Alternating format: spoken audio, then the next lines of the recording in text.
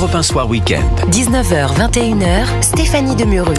Et avec mes débatteurs de la deuxième heure, Alexandre Malafaye et Michel Fayad, Emmanuel Macron, au nom de la France, reconnaîtra demain l'État palestinien lors d'un sommet coprésidé par la France et l'Arabie Saoudite, la veille devant d'une assemblée générale de l'ONU. Alors n'en déplaise à l'écrasante majorité des Français qui en contestent surtout le moment choisi et les conditions non remplies qu'avait évoqué lui-même Emmanuel Macron au printemps, notamment la libération des 48 otages, la démilitarisation du Hamas, et n'en déplaise surtout à Benyamin Netanyahou qui réagit vertement ce soir. Je vous propose d'écouter le Premier ministre israélien. J'ai un message clair pour les dirigeants qui reconnaissent un État palestinien après le massacre atroce du 7 octobre. Vous offrez une récompense énorme au terrorisme. J'ai un autre message pour vous. Cela n'arrivera pas. Aucun État palestinien ne verra le jour à l'ouest du Jourdain. Oui, alors le Premier ministre israélien, on le comprend, qui est vraiment furieux ce soir et qui rajoute qu'il dit vouloir étendre la colonisation en Cisjordanie occupée, ce à quoi l'Égypte et les Émirats arabes unis répondent et menacent de remettre en cause l'accord de normalisation diplomatique avec Israël en cas d'annexion, justement. On rappelle que ce sont les accords d'Abraham, Michel Fayad, en tout cas pour les Émirats. De 2020, oui. Mais pour l'Égypte, c'est 79. Est-ce qu'on est en train, Michel Fayad, d'assister à une forme d'escalade qui pourrait quand même vraiment mal se finir ? On n'aime pas trop ce ton-là entre les pays occidentaux et Israël. C'est vrai que c'est assez violent. Il y a une vraie incompréhension, ce qui peut être effectivement compréhensible du côté d'Israël. Parce qu'en Israël, les Israéliens pensent qu'ils jouent leur survie. Et donc, ils ne peuvent pas accepter qu'on vienne leur imposer un État palestinien aujourd'hui, alors que le Hamas contrôle encore la bande de Gaza. Je rappelle que il y a 130 000 soldats israéliens qui rentrent dans cette partie, dans Gazaville, pour démanteler le Hamas. S'il y a 130 000 soldats israéliens qui rentrent, c'est qu'en face, il y a encore beaucoup de répondants. Donc, contrairement à ce qu'on nous annonce comme quoi le Hamas est terminé, si le Hamas était terminé, on n'enverrait pas un tel nombre de soldats pour s'en occuper. Et en Cisjordanie, on a vu aussi que le Hamas s'est implanté ces dernières années, notamment à Jénine, où Israël s'est battu à plusieurs reprises contre le Hamas là-bas. Tous les prisonniers qui ont été libérés en échange de la libération des otages ont été quasiment tous libérés en Cisjordanie, ce qui permet au Hamas désormais de disposer d'une force armée en Cisjordanie. Et puis je rappelle, le 7 octobre, il n'y avait pas que le Hamas qui a fait le 7 octobre, il y avait également le djihad islamique, il y avait les brigades des martyrs d'Al-Aqsa, et les brigades des martyrs d'Al-Aqsa appartiennent au Fatah, qui appartient à l'OLP et qui est dirigé par le président de l'autorité palestinienne, Mahmoud Abbas, qui est l'interlocuteur d'Emmanuel Macron. Absolument, et ça alors on ne sait pas si c'est de la naïveté, un manque de connaissances, Alexandre Malafaye, parce que c'est cet homme justement, Mahmoud Abbas, qui sera d'ailleurs en visioconférence demain à New York, à l'Assemblée générale de l'ONU aussi après-demain. C'est sur lui que comptent les pays qui reconnaissent la Palestine pour être un interlocuteur crédible à la place du Hamas. Ça semble incroyable après ce que vient de nous dire Michel Fayad. Ce qui est assez hallucinant en fait dans cette séquence, c'est qu'on veut créer un système avec deux États, dont un est un État islamiste. Et ça, c'est quand même assez vertigineux. Qu'on se batte pour les droits humains, qu'on se batte pour venir en aide aux populations, qu'on fasse tout ce qu'on peut pour empêcher que des civils innocents meurent, bien sûr. Mais là, on se bat pour permettre à un système politico-religieux extrémiste de devenir reconnu sur la scène internationale. On a vu ce que ça a donné avec la Libye, on a vu ce que ça a donné avec la Syrie, on a vu ce que ça a donné avec l'Irak quand on a effectivement, avec les Américains, subi cette intervention dénoncée par de Villepin à l'époque. Oui, on va en parler d'ailleurs plus tard. Moi, je suis vraiment très pas paniqué, mais presque, parce que c'est affolant de voir cette perte de boussole de bon sens de la part de nos dirigeants. C'est vraiment. Et ce qui me fait d'autant plus d'inquiétude, c'est que j'ai vraiment l'impression qu'en fait que tout le monde est tombé dans le piège du Hamas. Oui. Le 7 octobre, c'était pas le but de guerre du 7 octobre, ça n'était pas de tuer 1250 Israéliens et d'en prendre 250 en otage. C'était un levier. Mais le but de guerre de ça, c'était d'entraîner Israël dans un conflit extrêmement extrêmement lourd qui allait poser des problèmes multiples à Israël sur un plan local et régional, et c'est ce qui se passe, parce qu'en effet, la retenue est quand même relative du point de vue d'Israël. Ils sont très très offensifs et ça cause beaucoup de dégâts humains. Et rappelez-vous toutes les vidéos des chefs palestiniens qui déclaraient que de toute façon la vie humaine n'avait pas d'intérêt pour eux, que le sacrifice des populations était le prix à payer pour arriver à leur but. Leur but, c'est quoi ? L'un de leurs buts de guerre, c'est de piéger maintenant à leur tour les pays occidentaux, européens notamment, au nom de leurs bons sentiments, en les culpabilisant à travers leurs opinions, pour les amener finalement à forcer cette reconnaissance. Aider aussi sur le terrain local.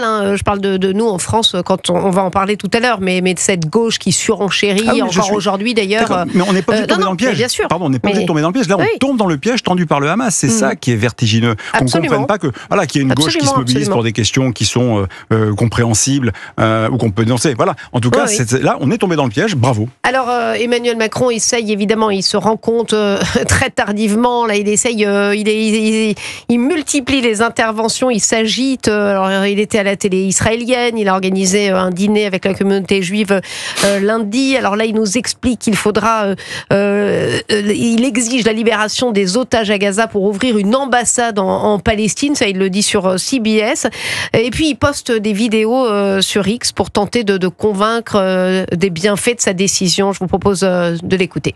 Ce que veut la France, c'est un jour d'après possible à Gaza, avec le Hamas démantelé et écarté du pouvoir. Ce que veut la France, c'est une autorité palestinienne réinventée, renouvelée, des programmes scolaires qui n'enseigneront pas la haine. Ce que veut la France, ce sont deux États vivant en paix, côte à côte. Un État de Palestine qui sera démilitarisé et qui vivra en paix aux côtés d'Israël. Cette reconnaissance, c'est le début d'un chemin. C'est un parcours, avec toutes ces conditions, ces exigences pour les parties prenantes.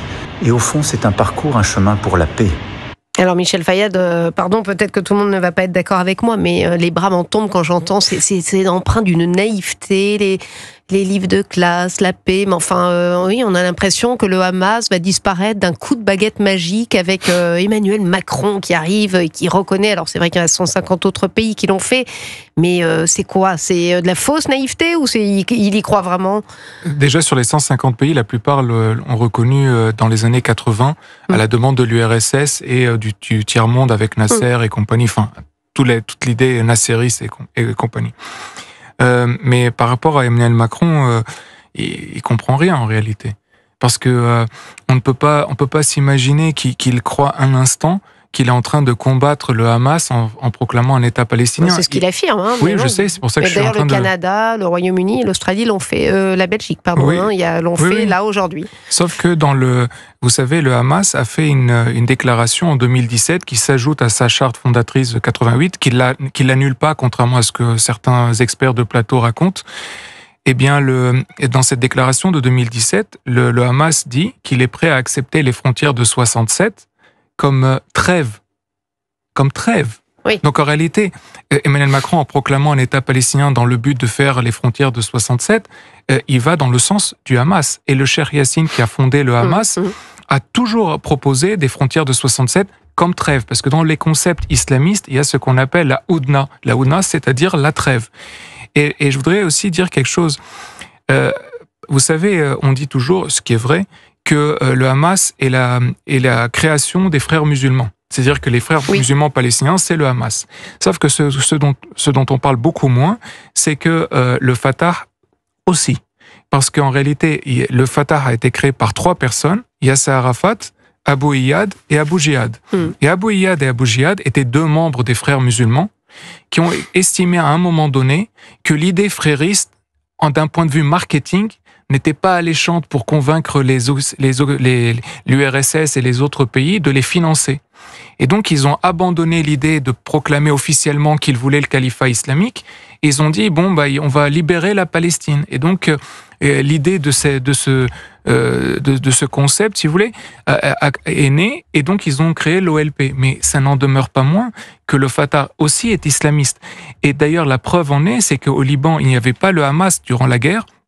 c'était le Fatah, et le Fatah rentrait dans les églises des chrétiens, brûlait tout, cassait tout, transformait les églises en garages, découpait les doigts des enfants chrétiens, massacrait les chrétiens parce que chrétiens, dans des checkpoints qui étaient installés dans les régions chrétiennes, et donc c'est ça qu'il faut bien comprendre. Et il y a le slogan de l'un de ces trois fondateurs, donc c'était Abou Iyad, disait que la libération de la Palestine passe par Jounieh, c'est-à-dire la ville chrétienne. Donc c'est-à-dire que on considère qu'il faut pas seulement jeter les Juifs à la mer, c'est aussi s'occuper des chrétiens. Écoutez, c'est intéressant ce que vous nous dites parce qu'on ne prend pas toujours le temps de ce type de remise en perspective. Alors je le disais avant, il nous reste quelques minutes avant la pub, Alexandre Malafaille, c'est vrai que la gauche, elle, en veut encore plus. Hein. Vous avez vu qu'il y a eu une manifestation ce soir avec les écologistes, avec Olivier Faure. Alors il est sur tous les coups, lui, là. Il s'est dit, tiens, je vais doubler Jean-Luc Mélenchon. Il demande une nouvelle fois à mettre les drapeaux palestiniens alors que Bruno Retailleau a demandé au préfet de les interdire sur les mairies. Il y avait également Fabien Roussel du Parti communiste. Ça ne suffira pas, cette reconnaissance de la Palestine, à faire céder le gouvernement de Netanyahou. Il va en falloir plus. Mais à quoi joue la gauche aujourd'hui en France, Alexandre Malafaille, sans compter, vous l'avez cité tout à l'heure, Dominique de Villepin, qui considère que Emmanuel Macron devra répondre de ses décisions devant la justice internationale, mais je crois davantage au tribunal de l'histoire, comme si Emmanuel Macron était responsable, lui, de ce qui se passe à Gaza. Oui, c'est ça. Et si on suit M. de Villepin, il aurait fallu envoyer les avions français, les soldats français en Israël et à Gaza. Non, tout ça n'a pas de sens. La gauche, elle fait de la politique politicienne, elle prépare des élections municipales, législatives. Quel cynisme. Voilà. Ça, c'est clair, c'est clairement ça. Après, bien sûr, il y a les bons sentiments, il y a la morale, il y a les valeurs, il y a ce qu'on a toujours voulu défendre. Mais en fait, ce que je crois que cette gauche ne comprend pas, et ce que d'ailleurs même le président de la République ne comprend pas, c'est qu'on vient de se retirer un levier de négociation. Cette reconnaissance, c'était un levier de négociation. Il fallait en effet la conditionner. On a accepté de faire cette reconnaissance. Demain, ce sera fait. Les Anglais l'ont fait, les Australiens, les Canadiens, très bien, sans avoir rien en contrepartie. C'est absurde. Personne ne fait jamais ça. Et moi, j'appelle tous ces gens à un point, c'est que est-ce que vous êtes certain que ces alliés avec lesquels vous croyez vous allier, je pense demain, le président de la République sera avec le MBS, Mohamed Ben Salman, parce que c'est le fils du roi.